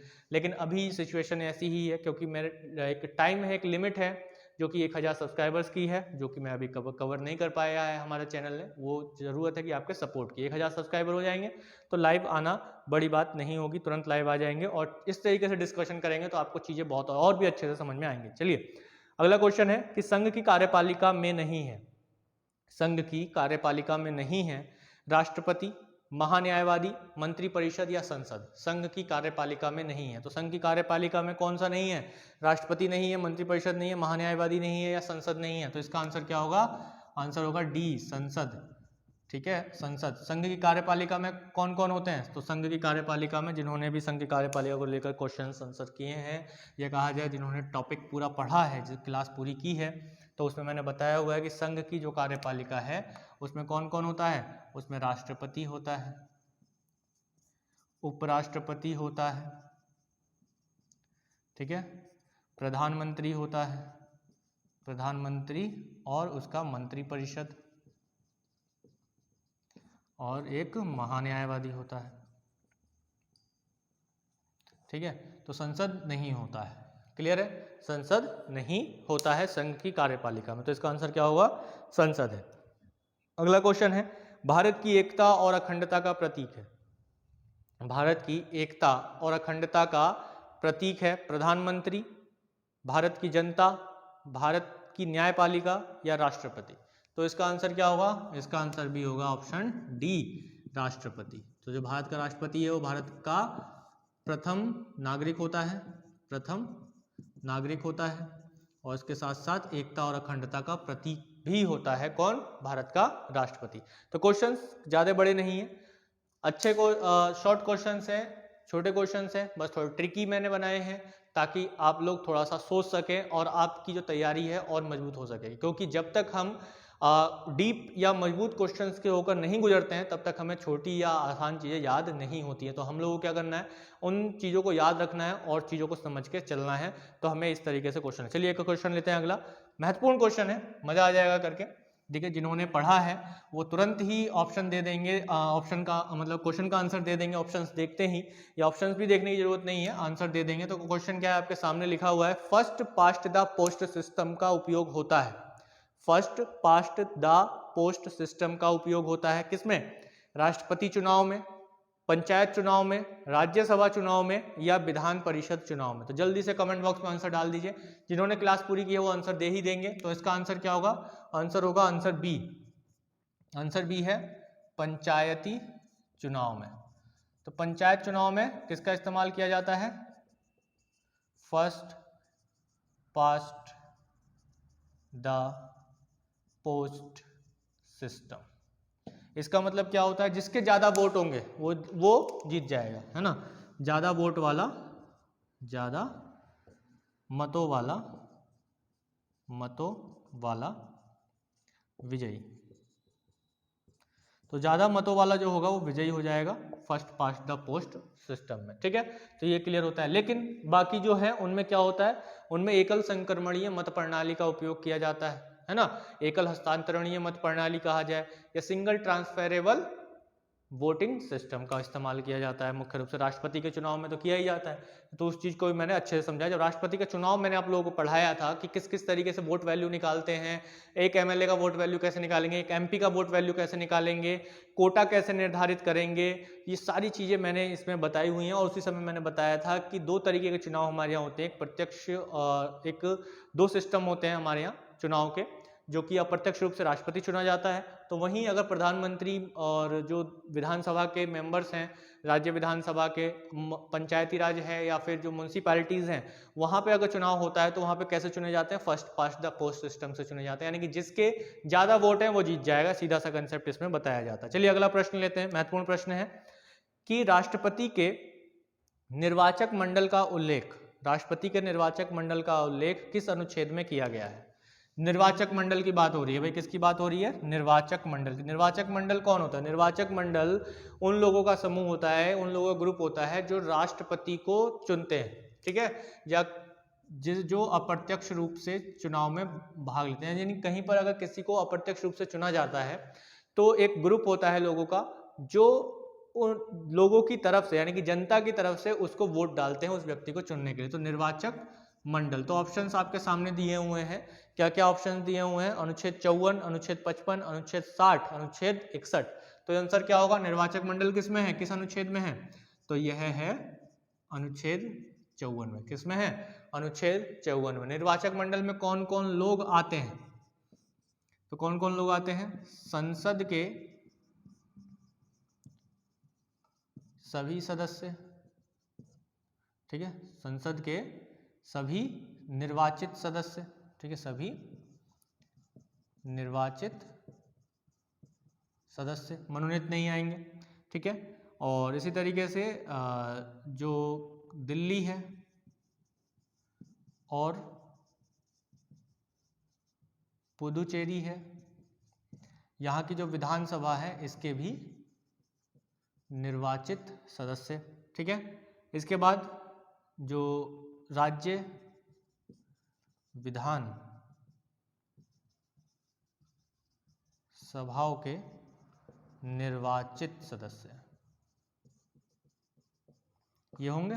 क्लियर है? तो ये निर्वाचक मंडल है। ये लोग कौन होते हैं? ये लोग वो होते हैं जो राष्ट्रपति को वोट डालते हैं, राष्ट्रपति को चुनते हैं। चलिए अगला क्वेश्चन लेते हैं जल्दी से कि राष्ट्रपति के निर्वाचक मंडल का भाग नहीं होते हैं। राष्ट्रपति के निर्वाचक मंडल का भाग नहीं होते हैं। ऑप्शन है एंग्लो भारतीय, विधान परिषद के निर्वाचित सदस्य, लोकसभा के सदस्य, या इनमें से कोई नहीं। चलिए आंसर दे दीजिए जल्दी से कमेंट बॉक्स में। मैं घड़ी लगाकर जो है 5 सेकंड देता हूं आपको, ठीक है। जल्दी से आंसर दे दीजिए, क्या होगा आंसर इसका। जो लोग भी आंसर दे पाएंगे काफ़ी अच्छी बात है। तो जल्दी से आंसर दे दीजिए, क्या आंसर होगा इसका। एंग्लो भारतीय होगा, विधान परिषद के निर्वाचित सदस्य होंगे, या फिर लोकसभा के सदस्य होगा, या इनमें से कोई नहीं होगा जो निर्वाचक मंडल का भाग नहीं है। आपके सामने लिखा हुआ है और इसमें से ही आप आंसर लगा सकते हैं जिसको थोड़ा सा तकनीक मालूम होगा। तो इसका आंसर क्या होगा? इसका आंसर होगा बी, विधान परिषद अब बहुत से लोग चौंक रहे होंगे कि अरे एंग्लो इंडियन तो भाग लेते ही नहीं है। अरे भाई, यहाँ पे मनोनीत एंग्लो इंडियन की बात थोड़ी की गई है, और एंग्लो इंडियन से दिक्कत नहीं है हमें। इस बात को मैं पढ़ाते समय भी बताया था कि राष्ट्रपति के चुनाव में एंग्लो इंडियन भाग ले सकता है कि वो निर्वाचित हो, है ना। यहाँ पे खाली एंग्लो इंडियन लिखा हुआ है ऑप्शन में, ये तो नहीं लिखा हुआ मनोनीत है, ना ही लिखा हुआ निर्वाचित है, लेकिन हम यहाँ पे क्या मान के चलेंगे कि निर्वाचित ही होगा, ठीक है। तो वो भाग ले सकता है एंग्लो इंडियन। एंग्लो इंडियन की क्या परिभाषा है, किस अनुच्छेद में एंग्लो इंडियन की परिभाषा बताई गई है, जल्दी से बता दो। चलो, यहाँ तो विधान परिषद के निर्वाचित सदस्य वो भाग नहीं लेंगे। जो एंग्लो इंडियन है, एंग्लो भारतीय लोग हैं, उनकी परिभाषा जो है वो किस अनुच्छेद में बताई गई है, जल्दी से बता दो। जिन्होंने पूरी क्लासें की हैं उनसे मैं पूरी उम्मीद रखता हूं कि वो आंसर दे देंगे तुरंत। किस अनुच्छेद में बताया गया, जल्दी से इसका आंसर दे दो, जल्दी से आंसर दे दो। कौन सा अनुच्छेद है, 366 में इनकी परिभाषा दी गई है कि एंग्लो इंडियन कौन होंगे। और अभी मैंने आप लोगों को 126वां संविधान संशोधन बिल बताया, विधेयक बताया था, और इसके साथ साथ मैंने आप लोगों को 104वां संविधान संशोधन अधिनियम है, जिसमें क्या किया गया कि अब एंग्लो भारतीय राज्यों की विधानसभाओं में और लोकसभा में मनोनीत नहीं किए जाएंगे, प्रावधान हटा दिया गया। और SC ST को जो सीटें आरक्षित की गई हैं लोकसभा में, उसको 10 वर्ष के लिए बढ़ा दिया गया, 2030 तक के लिए बढ़ा दिया गया। सारी चीज़ को मैंने डिटेल में बात की है, तो आप लोगों को अगर देखना है तो पिछली क्लासों में जाइए और देख लीजिए आराम से, बहुत ही आराम से जो है चीज़ें आप लोगों को ये मिल जाएंगी।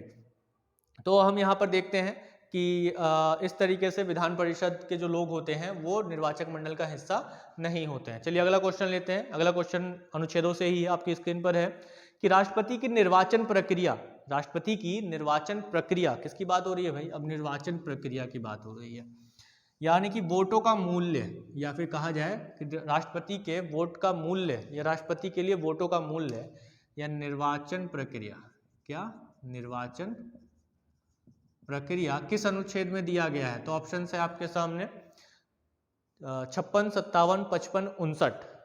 तो क्या होगा आंसर, जल्दी से कमेंट बॉक्स में डालिए। छोटे छोटे क्वेश्चन है और इस पे तो टाइम लगना ही नहीं चाहिए, आप लोगों को तुरंत आंसर आ जाने चाहिए। तो क्या आंसर होगा, आंसर क्या होगा, जल्दी से आंसर होगा 55, ठीक है। तो आर्टिकल 55 क्या बताता है, राष्ट्रपति के निर्वाचन की प्रक्रिया। चलो बता दो, राष्ट्रपति के निर्वाचन की जो प्रक्रिया है वो किस देश से ली गई है, ये बताओ जल्दी से। आयरलैंड से ली गई है, आयरलैंड से ली गई है, नहीं ली गई है, ली गई है। चलिए, तो अनुच्छेद 55 में इन चीज़ों को बताया गया है कि कैसे राष्ट्रपति के को चुना जाएगा, उसकी प्रक्रिया क्या होगी, यानी कि वोटों का मूल्य निकालना, वोटों का मूल्य निकालना वो भी बताया गया है, ठीक है। वोटों का मूल्य कैसे निकालते हैं, राज्यों के आधार पर निकालते हैं। जैसे कि अगर किसी एमएलए का, एक विधायक का हमें वोट मूल्य निकालना होगा, कितना होगा, तो उस राज्य की जनसंख्या है ना, राज्य की जो जनसंख्या है वो अपॉन में क्या, अपॉन में आ जाएगा कि उस राज्य की विधानसभा में जो निर्वाचित सदस्य हैं, कितने, कौन निर्वाचित सदस्य कितने हैं वो, और मल्टीप्लाई में 1/1000, ठीक है, 1000। तो इससे एक MP का आ जाता है, ठीक है। इसलिए एक MLA का आ जाता है, एक MP का भी निकाल लेते हैं, फिर कोटा निकालते हैं। तो वो सारी चीज़ों को जो है किसमें बताया गया, निर्वाचन प्रक्रिया में, इस तरीके से यहाँ पे समझाया गया है। चलिए, तो यहाँ पर जनसंख्या को लेकर भी एक क्वेश्चन है, आपकी स्क्रीन पर है कि किस संविधान संशोधन द्वारा निर्वाचन में जनसंख्या वर्ष 1971 की जनगणना को निर्धारित किया गया। निर्वाचन वर्ष 1971 की जनगणना को निर्धारित किया गया, यानी कि ये किया गया कि जो राज्य की जनसंख्या होगी वो जनसंख्या कौन से वर्ष से ली जाएगी, वो ली जाएगी 1971 की जनगणना में जो जनसंख्या थी उसी के आधार पर आज तक हम जो है वोट का वैल्यू निकालते हैं। तो ऐसा किस संविधान संशोधन में किया गया कि 1971 की जनसंख्या को निर्धारित कर दिया गया कि इसी के आधार पर जो है हम वोट निर्धारित करेंगे। तो ये संशोधन किया गया 42वां संविधान संशोधन। तो 42वां संविधान संशोधन 1976 में हुआ, और इसके बाद क्या किया गया था, इसमें किया गया था कि 2000 तक 1971 की जनगणना के आधार पर जनसंख्या को लेंगे, और 2001 की जो जनगणना होगी उसके बाद से जो है नई जनगणना को लेंगे। लेकिन उसके बाद सन 2000 में अटल बिहारी वाजपेयी की सरकार थी और उनके सामने भी चुनौती थी, तो उन्होंने 84वें संविधान संशोधन किया, और 84वां संविधान संशोधन करके उन्होंने क्या कर दिया कि 2026 कर दिया कि 2026 तक हम लोग 1971 की जनगणना को ही आधार बनाकर वोटों का मूल्य लेंगे। तो सोचिए उस समय क्या जनसंख्या थी, अब क्या बढ़ गई होगी। तो एक तरीके से कहा जाए कि सभी लोगों का प्रतिनिधित्व राष्ट्रपति के चुनाव में नहीं हो पाता है। तो जिन लोगों को इसके बारे बारे में अच्छे से समझना है, पढ़ना है, तो एक बार जो है पीछे क्लास को अच्छे से कर लें। चलिए अगला क्वेश्चन है कि किस राज्य की विधानसभा के सदस्यों वोट मूल्य सबसे अधिक है? किस राज्य की विधानसभा के सदस्यों का वोट मूल्य सबसे अधिक है? ठीक है, किस राज्य की विधानसभा के सदस्य का वोट मूल्य सबसे अधिक है? तो ऑप्शन है आपके सामने बिहार, तमिलनाडु, झारखंड, उत्तर प्रदेश। तो इसका आंसर क्या होगा, जल्दी से कमेंट बॉक्स में डालिए। आंसर क्या होगा इसका? आंसर होगा उत्तर प्रदेश। उत्तर प्रदेश का वोट वैल्यू सबसे ज्यादा है पूरे भारत पे। कितना है? 208 वोट पर एमएलए। ठीक है, पर विधायक 208 वोट रखता है।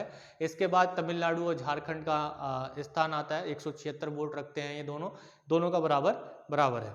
चलिए, तो इस तरीके से आप लोगों ने इस चीज को समझ ही लिया होगा कि क्वेश्चंस किस तरीके से क्रिएट होते हैं और किस तरीके से बनते हैं। इसके बाद की जो क्वेश्चंस हैं वो कुछ इस तरीके से हैं आपके सामने कि अगला क्वेश्चन हम लेते हैं कि ये भी अनुच्छेदों से है कि राष्ट्रपति के पुनर्निर्वाचन को किस अनुच्छेद में बताया गया? राष्ट्रपति के पुनर्निर्वाचन को किस अनुच्छेद में बताया गया? ऑप्शंस हैं आपके सामने, जल्दी से आंसर दे दीजिए। ठीक है, कोई रॉकेट साइंस नहीं, ऑप्शंस में बार बार बोलूंगा नहीं। आंसर क्या होगा? पुनर्निर्वाचन की हमारे यहाँ राष्ट्रपति कितनी बार राष्ट्रपति बन सकता है? कोई व्यक्ति कितनी बार राष्ट्रपति बन सकता है? कितनी बार बन सकता है? ऐसा किस अनुच्छेद में बताया गया, यही पूछना है, चाह रहा है ये। तो क्या आंसर होगा इसका? आंसर होगा अनुच्छेद 57। अनुच्छेद 57 में राष्ट्रपति के पुनर्निर्वाचन की बात की गई है कि एक व्यक्ति जो है कई बार निर्वाचित हो सकता है हमारे यहाँ। जबकि अमेरिका में क्या होता है? अमेरिका में कोई व्यक्ति केवल 2 बार ही राष्ट्रपति बन सकता है। और भारत में कोई व्यक्ति कितनी ही बार राष्ट्रपति बन सकता है, जो कि अनुच्छेद 57 में स्पष्ट रूप से कहा गया है।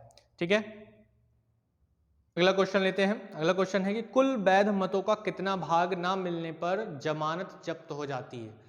राष्ट्रपति के चुनाव में कुल वैध मतों का कितना भाग ना मिलने पर जमानत जब्त हो जाती है? तो 1/4, 1/6 यानी कि 1/6 या 1/10 या फिर 1/18, यानी कितने भाग वोट ना मिले तो जमानत जब्त हो जाती है। जमानत कितनी जमा की जाती है राष्ट्रपति के चुनाव के नामांकन में? 15,000 की जमानत राशि जमा की जाती है। कहाँ जमा की जाती है? आरबीआई के खजाने में जमा की जाती है। और ये राशि कब जब्त हो जाती है? कहते हैं ना जमानत जब्त हो गई। तो जमानत कब जब्त होगी? तो ऑप्शंस आपके सामने हैं, जिन्होंने क्लास किया। देखिए, एक भी क्वेश्चन ऐसा नहीं है जो मैंने क्लास में नहीं बताया, सारे क्लास में बताए हुए क्वेश्चन है। अगर इसके बाद भी नहीं कर पा रहे हो तो दिक्कत है। तो आंसर क्या होगा इसका? 1/6। 1/6 भाग अगर किसी व्यक्ति को राष्ट्रपति के चुनाव में नहीं मिलता है तो उसकी जमानत जब्त हो जाएगी। अगर इससे ज्यादा रहते हैं, वो हार जाता है, तो उसको 15,000 रुपये वापस लौटा दिए जाएंगे। चलिए अगला क्वेश्चन लेते हैं। इसी प्रकार लाभ के पद में शामिल नहीं है, लाभ के पद में शामिल नहीं है। The profit of office of profit, मैंने ये आप लोगों को बहुत बार समझाया है और कई बार इसको बताया भी था कि कौन व्यक्ति लाभ के पद पर होंगे, कौन व्यक्ति नहीं होंगे, इस चीज को मैंने बताया था। तो लाभ के पद में शामिल नहीं है संघ या राज्य मंत्री, राज्य सचिव, वित्त सचिव या महान्यायवादी। तो जल्दी से आंसर दे दीजिए इसका कि कौन जो है लाभ के पद में शामिल नहीं है। इसका आंसर क्या होगा? जिन्होंने पिछली क्लासेस की हैं आंसर दे देंगे जल्दी जल्दी जल्दी जल्दी। तो क्या आंसर होगा इसका? ए, संघ या राज्य के मंत्री। क्या होंगे? संघ या राज्य के मंत्री जो है ये लाभ के पद पर नहीं होते हैं। इसके अलावा कौन कौन नहीं होते? जल्दी से कमेंट बॉक्स में आप लोग भी लिखिए। राष्ट्रपति, उपराष्ट्रपति, राज्य का राज्यपाल। ठीक है, ये लाभ के पद पर नहीं होते हैं, इनको लाभ के पद पर नहीं माना जाता। तो राष्ट्रपति के चुनाव लड़ने के लिए कोई व्यक्ति लाभ के पद पर नहीं होना चाहिए, इस शर्त भी रखी जाती है। चलिए अगला क्वेश्चन लेते हैं जल्दी से कि संसद के लिए लाभ का पद किस अनुच्छेद में बताया गया है? देखिए, संसद के लिए लाभ का पद किस अनुच्छेद में बताया गया है? देखिए, संसद के लिए भी बताया गया है लाभ का पद और एक राज्य विधानसभा के लिए भी बताया गया। तो एक राज्य विधानसभा हो गई और एक संसद हो गया। संसद के लिए लाभ का पद किस अनुच्छेद में बताया गया? ऑप्शन है आपके पास 102, 191, 151 या 123। तो इसका आंसर क्या होगा? जल्दी से कमेंट बॉक्स में डालिए। क्लासेज जिन्होंने की है मैं उनसे पूरी उम्मीद रख रहा हूँ कि वो आंसर इसका जल्दी जल्दी देंगे। तो इसके लिए लाभ का पद जो बताया गया है वो 102 में बताया गया है। और यहीं पर देख लें तो राज्य विधानसभाओं के लिए किसमें बताया गया? 191 में बताया गया है। तो रटने की जरूरत नहीं है, प्रैक्टिस जितनी करेंगे उतना ही चीजें अपने आप ही याद हो जाएगी। चुटकुलों से, कविताओं से, कहानियों से याद करने की कोशिश मत करो, जीवन व्यर्थ ही चला जाएगा इससे। ठीक है, चीज़ें आपको ध्यान नहीं रह पाएंगी। 100% कह रहा हूँ कि ये जो ट्रिक है ये 100% में से 2% ही कामयाब होती है। 100% काम क्या करता है? आपका दिमाग। अगर आपके पास दिमाग नहीं तो ट्रिक के पीछे भागो तो ज़्यादा मजा आएगा। ठीक है, अगर दिमाग है, अपने पे भरोसा है तो आप ये चीज़ें कर सकते हैं। अगला क्वेश्चन है, राष्ट्रपति की योग्यताएं हैं। राष्ट्रपति की योग्यताएं किस अनुच्छेद में? जल्दी से कमेंट बॉक्स में डालिए। ऑप्शंस आपके सामने 59, 58, 57 या 56। 59, 58, 57 या 56। तो इसका आंसर क्या होगा? इसका आंसर होगा 58। राष्ट्रपति की योग्यताओं के बारे में संविधान के 58 अनुच्छेद में बताया गया है कि राष्ट्रपति की क्या क्या योग्यता होनी चाहिए। ठीक है, चलिए अगला क्वेश्चन लेते हैं जल्दी से कि किस अनुच्छेद में कहा गया है कि राष्ट्रपति को शपथ भारत का मुख्य न्यायाधीश ग्रहण करवाता है। ठीक है, किस अनुच्छेद में कहा गया? ये भी अनुच्छेद सही है कि राष्ट्रपति को शपथ कौन करवाता है ग्रहण? राष्ट्रपति को भारत का मुख्य न्यायाधीश शपथ ग्रहण करवाता है। किस अनुच्छेद में कहा गया है? तो अनुच्छेद 60, 61, 62, 64। तो जल्दी से ऑप्शंस हैं आपके सामने, जल्दी से आंसर दीजिए। ये सारी चीजें करवाई हुई हैं, बहुत ही आराम से करवाई है। मैं तो भाई हाथ बांध के खड़ा हो गया हूँ। अब मैं देखता हूँ कितने लोग जो है आंसर देते हैं। जो लोग भाग रहे हैं उन्हें भागने दीजिए, क्योंकि वो अब भागते ही रहेंगे। एक दिन थक जाएंगे, रुक जाएंगे और कहेंगे कि टाइम निकल गया, अब नहीं भागा जाएगा। अब कुछ कर लें तो टाइम निकल चुका है, सब कुछ हाथ से निकल चुका है। तो आंसर दीजिए जल्दी से, जो भी आता है आंसर दीजिए, गलत सही जो भी है वो आंसर दीजिए, रुकिए नहीं। ठीक है, आंसर कमेंट में आना ही चाहिए, सभी का आना चाहिए। तो क्या होगा आंसर इसका? 60 होगा, 60। आर्टिकल 60 में शपथ के बारे में बताया गया, राष्ट्रपति की शपथ के बारे में बताया गया। तो कौन दिलाता है? भारत का मुख्य न्यायाधीश शपथ दिलवाता है। अगर मुख्य न्यायाधीश नहीं है तो सुप्रीम कोर्ट का जो वरिष्ठतम न्यायाधीश होगा वो शपथ दिलवाएगा। चलिए इसके बाद एक और क्वेश्चन, अगला महत्वपूर्ण क्वेश्चन है, महाभियोग के नोटिस पर 1/4 सदस्यों के हस्ताक्षर चाहिए। कहाँ के सदस्यों के हस्ताक्षर चाहिए? 1/4 जो सदस्य हैं वो कहाँ के हों जिनका हस्ताक्षर चाहिए? तो ऑप्शन है लोकसभा के, राज्यसभा के, संसद के या राज्य विधानसभाओं के। तो जल्दी से आंसर दे दीजिए। आंसर क्या होगा इसका? कोई रॉकेट साइंस नहीं है इसमें। आंसर क्या होगा? कहाँ के सदस्य होंगे? संसद के सदस्य होंगे, लोकसभा के नहीं या राज्यसभा के नहीं, केवल पूरी संसद के जो सदस्य हैं, मेंबर हैं, उनके 1/4 सदस्यों के हस्ताक्षर होने चाहिए। किस पर? नोटिस पर होनी चाहिए जो राष्ट्रपति के लिए महाभियोग के लिए जारी किया गया है। तो राष्ट्रपति का महाभियोग संविधान के किस अनुच्छेद में है? राष्ट्रपति का महाभियोग संविधान के किस अनुच्छेद में है? तो राष्ट्रपति का महाभियोग संविधान के अनुच्छेद 61 में है। ठीक है, कितनी बार मैंने बताया गया, संसद के किस सदन में चलाया गया है? चलाया जा सकता है, किसी में भी चलाया जा सकता है। कल की क्वेश्चन आंसर से क्लास की है तो उसमें मैंने महाभियोग को लेकर सारी बातें की हैं, तो उसको एक बार कीजिए, एक बार वहां पर भी कीजिए। दूसरा पार्ट है ये हमारा। ये अगला क्वेश्चन लेते हैं, चलिए जल्दी से, कि राष्ट्रपति द्वारा अंतरराज्यीय परिषद का गठन किस अनुच्छेद में किया गया है? राष्ट्रपति द्वारा अंतरराज्यीय परिषद का गठन किस अनुच्छेद में किया जाता है? तो ऑप्शन है 74, 280, 263 या 359। तो आंसर क्या होगा? जल्दी से कमेंट बॉक्स में आपका आ जाना चाहिए। आंसर 263। आंसर क्या होगा? अनुच्छेद 263। क्लासेज जिन्होंने की है उनके लिए कोई भारी चीज़ नहीं है, लेकिन जिन्होंने क्लासें नहीं की है, मैं बार बार इसी चीज़ को पूरी इस क्लास में मैं बोलता यही चीज़ आ रहा हूँ। तो आंसर क्या होगा? 263। शेयर कर दीजिए जल्दी से। आप कुछ सीख पा रहे हैं, अच्छी चीज़ जान पा रहे हैं, ऑथेंटिक चीज़ों को आप समझ पा रहे हैं, तो शेयर कर दीजिए ज़्यादा से ज़्यादा अपने दोस्तों में, रिकमेंडेंस कीजिए। ठीक है, इसी तरीके से अगर मैं पूछूं कि 359 किस बात के लिए है? तो 359 आपातकाल के विषय में मैंने अभी बताया था, जिसमें 20 और 21 को छोड़कर अन्य मूल अधिकारों के लिए जो न्यायिक समीक्षा है या न्यायालय के जो में जाकर जो न्याय लेने की जो शक्ति है उसको सस्पेंड कर दिया जाता है, मूल अधिकारों को नहीं। चलिए अगला क्वेश्चन लेते हैं फटाक से। राष्ट्रपति पद का विचार किस देश से लिया गया है? राष्ट्रपति पद का विचार, जो राष्ट्रपति का पद है, इस पद को किस देश से लिया गया है इस विचार को? तो ऑप्शन है आपके सामने, संयुक्त राज्य अमेरिका, ब्रिटेन, आयरलैंड, जापान। तो क्या होगा आंसर इसका? इसका आंसर होगा, जल्दी से कमेंट बॉक्स में डाल दो, क्या सोचा था मैं बताऊंगा जल्दी से। ठीक है, जल्दी से कमेंट बॉक्स में डालिए। आंसर क्या होगा इसका? ब्रिटेन होगा। ब्रिटेन से राष्ट्रपति के पद को लिया गया है। यानी कि कहा जा सकता है कि अगर हम तुलना करें किस देश से, तो ब्रिटेन से तुलना करेंगे। हमारे राष्ट्रपति जो है ब्रिटेन के जो राजा रानी हैं उनके एक समान माने जाते हैं। तो ब्रिटेन से हमने पद लिया है। या हमारे देश में एक निर्वाचित राष्ट्रपति होगा, ये जो कंसेप्ट लिया है वो कहाँ से लिया है? वो यूएसए से लिया है, संयुक्त राज्य अमेरिका से लिया है। और इसी तरीके से प्रक्रिया जो है वो हमने आयरलैंड से ली। चलिए अगला क्वेश्चन लेते हैं।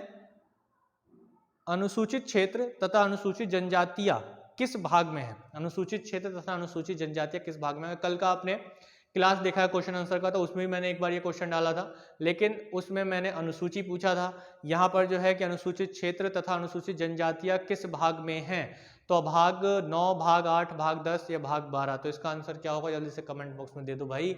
ये सारी चीजें पढ़ाई हुई हैं, बताई हुई हैं, कुछ भी ऐसा नहीं है जिसमें आपको सोचना पड़े। तो अनुच्छेद 244 है और भाग कौन सा है, भाग 10 है। भाग क्या है, भाग 10 में अनुच्छेद 244 में इस चीज को समझाया गया है। अगला क्वेश्चन लेते हैं और यहाँ से ही लास्ट कर देंगे कि संविधान के अनुच्छेद 280 का संबंध है किससे, लोक सेवा आयोग से, वित्त आयोग से, पंचायती राज से, सरकारिया आयोग से। तो अनुच्छेद 280 का संबंध किससे है, जल्दी से कमेंट बॉक्स में डाल दीजिए, कई बार ये बता चुका हूं। तो इसका संबंध है वित्त आयोग से। तो अभी वर्तमान में कौन सा वित्त आयोग है, 15वां वित्त आयोग है। 15वें वित्त आयोग के अध्यक्ष कौन है, NK सिंह है। NK सिंह 15वें वित्त आयोग के अध्यक्ष है। गठन कब किया गया था, 2017 में किया गया था। तो प्रथम वित्त आयोग का गठन कब किया गया था, 1951 में किया गया था। अध्यक्ष कौन है, प्रथम वित्त आयोग के KC नियोगी थे प्रथम वित्त आयोग के अध्यक्ष। तो ये सारी चीजें कंसेप्ट मैंने आप लोगों को क्लास में बताई भी हैं। जो रेगुलर क्लासेस चल रही हैं, क्लासेस अपलोड होती हैं रेगुलर, उन चीज़ों को देखिए, समझिए और आगे बढ़ते रहिए। कोई नहीं रोकेगा आपको आपके लक्ष्य तक पहुंचने से।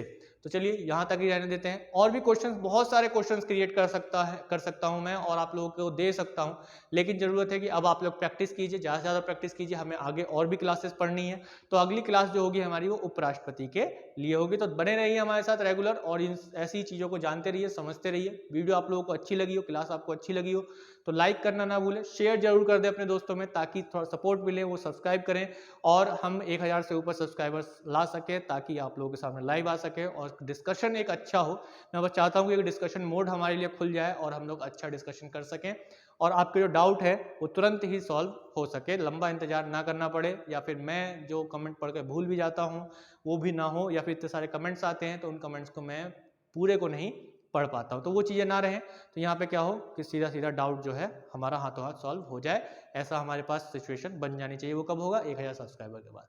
चलिए वीडियो के अंत तक बने रहने के लिए बहुत बहुत धन्यवाद। जय हिंद।